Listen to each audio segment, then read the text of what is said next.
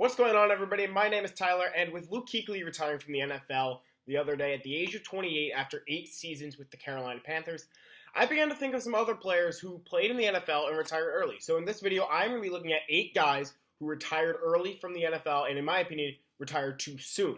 I'm going to be talking about where they were at in their careers at the time of their retirement and try to explain why they retired when they did. I will not be including any players who were forced to retire due to a career-ending injury. A player can cite injuries as the reason why they retired, but I'm not going to include someone who wanted to still play but couldn't due to an injury that they sustained. With all that being said, let's start with the guy who inspired this whole video. Luke Kuechly retired on January 14th, 2020, and at the age of 28, after 8 seasons, all with the Carolina Panthers. In recent years, from a numbers perspective, Kuechly was not his best, having struggled with injuries in the 2015 and 16 seasons, playing in 13 and 10 games in those years, respectively. In his other 6 seasons, though, Kuechly played in 95 out of a possible 96 games, so he was Mr. Reliable for the most part during his career. Last season, Kuechly racked up 144 total tackles. It was also the first time in his career where he didn't record a single sack or force any fumbles. He did pick off 2 interceptions. But what's interesting about this is that Kuechly was named to the Pro Bowl. He had a remarkable year in the eyes of the fans and of his peers, and he got a Pro Bowl nod at the middle linebacker position. For his career, Kuechly earned a total of 1,092 sacks, 1,092 total tackles, man. That'd be a lot of sacks. 12.5 sacks, 7 forced fumbles, and 18 interceptions, all from the middle linebacker position, the position on the field that is more so responsible for anchoring the defense more than anything else, not for sacking the quarterback or picking off passes. It's just to control the middle of the field and make sure everything goes according to plan on defense. He was the leader of the Panthers defense for his entire career. In his retirement video that was posted on Twitter, Kuechly did not specify as to why he was retiring, but he did say, quote, "There's only one way to play this game since I was a little kid. Play fast, play physical, and play strong," Kuechly said. "And at this point, I don't know if I'm able to do that anymore. That is the part that hurts that is the most difficult." He would later say that he still wants to play, but feels like it wasn't the best decision, which is very confusing. In my opinion, I personally feel that the wear and tear on his body from recent years has taken a toll on him, and he doesn't want to openly admit it, but it is one of the main reasons as to why he doesn't want to play. He did make sure to say, though, in his video that this retirement is not related to the firing of head coach Ron Rivera and the hiring of new head coach Matt Rule. He wanted to make sure of that, which I hope is the case, because for a player to retire from a sport simply due to a coach, like you see it in high school athletics all the time, players quitting sports because they hated their coach. And that transcends into the NFL, in professional sports. I don't know how good of a precedent that sets for the younger generations. All in all, though, the 7-time Pro Bowler, 5-time first-team All-Pro, Defensive Rookie of the Year in 2012, and Defensive Player of the Year in the following season in 2013, he will be missed on the field on Sundays, and I wish him the best of luck. The second guy I want to talk about is the most recent retiree on this list, and that was Andrew Luck. He announced his retirement on August 24th, 2019, after 7 seasons with the Indianapolis Colts, following a Colts preseason game, a game in which he did not play. What was interesting about this retirement is that the news broke during the game on social media, and Colts fans in the arena were in utter shock of the announcement. They were cheering him, they were booing him, they just were often confused as to why their star quarterback was retiring. In his final season in 2018, Luck completed 430 of 639 passes for 4,593 yards, 39 touchdowns, and 15 interceptions, leading the Colts to a divisional round loss to the playoff to the Kansas City Chiefs. And in the 2018 season, Luck was awarded the NFL's Comeback Player of the Year after missing the entirety of the 2017 season with a shoulder injury. The comeback had many people believing that the Colts would run the AFC South for the next half-decade or so, as they have a rejuvenated quarterback in Luck, a rebuilt offensive line starting with Quinn and Nelson, and the best options Luck has had in his entire career: Marlon Mack, T.Y. Hilton, Eric Ebron, etc., etc. But which made this retirement all the more surprising when he announced it. Luck cited the reasoning for the decision because the mental toll of recovering from injuries season after season in the offseason made the game no longer fun for him. Luck was sacked a total of 174 times during his career, 73 of which came in his first 2 seasons, so he took a beating throughout his career, no question about that. For his career, Luck threw for over 23,000 yards, 171 touchdowns, 81 interceptions. He was a very solid player. I think he was the future. When he came out of college at Stanford in 2012, he was going to be considered the next Peyton Manning of the NFL. He's going to be uber consistent, have a remarkable career, and very unfortunate that he decided to cut it short. Hopefully, I'm still holding out hope that he does decide to make a comeback and return, but at this point, I don't see that being very likely. On July 13th, 1966, Jim Brown retired from the NFL after 9 seasons in the league at the age of 30, all of which came with the Cleveland Browns. Brown was really the first star in the NFL to retire young and at the peak of his powers. The reason as to why Brown retired, though, is actually rather interesting. During the 1966 training camp, Brown was fined $1,000 a day by the Cleveland Browns owner for each day he missed of the team's training camp. Makes sense. Brown was missing training camp, though, however, because he was a part of the filming of the Dirty Dozen movie. So instead of paying the fines, Brown decided to call it quits and focus on his acting career. Brown had a remarkable career in the NFL. He was named to the NFL's top 100 players of all time team. He was just named the greatest player in college football history, going to Syracuse. Yeah, gotta rep the orange there. And when he retired, he was the NFL's all-time leading rusher with over 12,300 yards, Rookie of the Year in 1957, 3-time league MVP, which he won in his first 2 seasons in 57 and 58, and then in his last season, won the Super Bowl in 1964, and led the league in rushing every year of his career except 1962. There's a strong argument that Brown was one of the greatest running backs of all time. Well, he's in that conversation. He is arguably the greatest running back of all time. And had he not retired so young, I believe that he would still hold the rushing yards title today, because he probably would have had at least another 5 or so years, and he was just a flat-out dominant player. A remarkable. I wish I got to see him. Obviously, the timelines don't line up, but Jim Brown, the first guy to really retire young. Another one of the greatest running backs ever, Barry Sanders, retired on July 27th, 1999, a few days after his 31st birthday, after 10 seasons in Detroit with the Lions. Sanders was a Pro Bowler every year of his career, was a 6-time first-team All-Pro. Sanders finished his career as number 3 all-time in rushing yards, and now currently sits 4th with 15,200 career rushing yards. In his final season, Sanders rushed for almost 1,500 yards for just 4 touchdowns. He also received the most carries of his career that season with 343. In his book, Sanders said the reason as to why he retired was because he just lost interest in playing for a franchise in Detroit that didn't put a winning team on the field. Sanders repeatedly was the focal point of the Detroit Lions offense for his career, and there was never any help for him, and they just did not have any team success. It was losing season after losing season.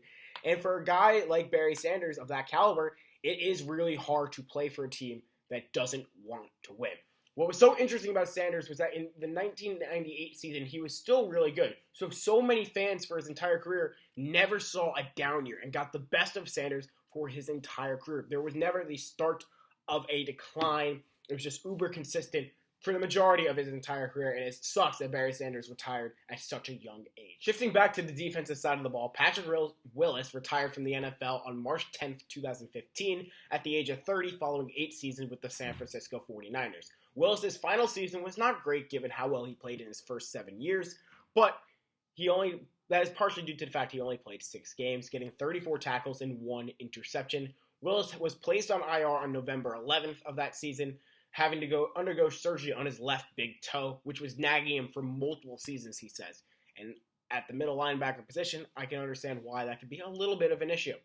Willis says that the reason as to why he retired was because he simply felt it was the right time. He did not cite any injury issues. He just felt that at the time he made his retirement announcement, he simply did not have the passion to play in the NFL that he once did. And he knew that the moment came, it was time to retire. Since retiring, the 7-time Pro Bowler in 2007 Defensive Rookie of the Year has found success in Silicon Valley, so it seems that he is happy with his decision. And it was a shock for many NFL fans when Willis decided to hang it up, but I will say that as fans, we should respect a player's decision to retire on their own terms, which Willis decided to do. On March 8th, 2016, after playing in 135 games over the course of 9 seasons with the Detroit Lions, Calvin Johnson retired from the league at the age of 30. Ever since he entered the league in 2007, it was pretty much assumed that Johnson was going to be a dominant force for the entirety of his NFL careers, and the experts were right. For his career, Johnson caught 731 passes for 1,316 targets for 11,619 yards and an average of 15.9 yards per reception. That's insane. and 83 touchdowns. In his final season in Detroit, Johnson had a solid year, catching 88 of 150 passes for 1,214 yards and 9 touchdowns. So why would a guy like Johnson, at the height of his powers, decide to retire? The answer is rather unfortunate if you ask me, and it is twofold. The first reason was that Johnson was being as big as he was, took a beating, and he simply was tired of those hits. The second reason was due to the fact that during Johnson's career, the Lions stunk. Detroit went 54-90 during Megatron's career, making the playoffs twice and losing in the first round both times. The Lions had more top 5 draft picks with 3 than playoff appearances during the entirety of Calvin Johnson's career. And Johnson was such a dominant force in the NFL and was fun to watch on Sundays. And as much as people still have held out hope for a possible return, I don't think that it's going to happen. He came out, there was an article, I believe it was in Sports Illustrated, and they did a feature on Calvin Johnson, and he said the beating that he took, his hands are just so mangled, and you Google it, you Google Calvin Johnson's hands, it's not a great sight to see. And there was also a lot of issues between Johnson and Detroit Lions ownership over the money that he owed the team, or possibly owed the team, when he retired because of his contract.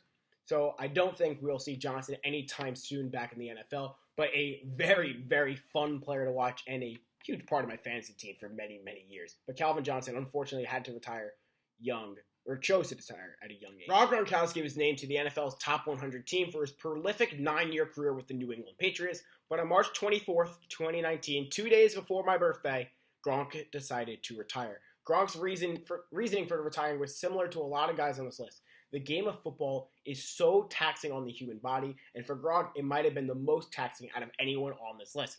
In just his NFL career, Gronk dealt with injuries in his ankle, forearm, back, head, knees, shoulder, and chest at some point during his career. It was the back and arm injuries that were the most taxing on the start. Like, I remember watching Gronk play, and he had this giant cast on his arm, which was like a weapon almost.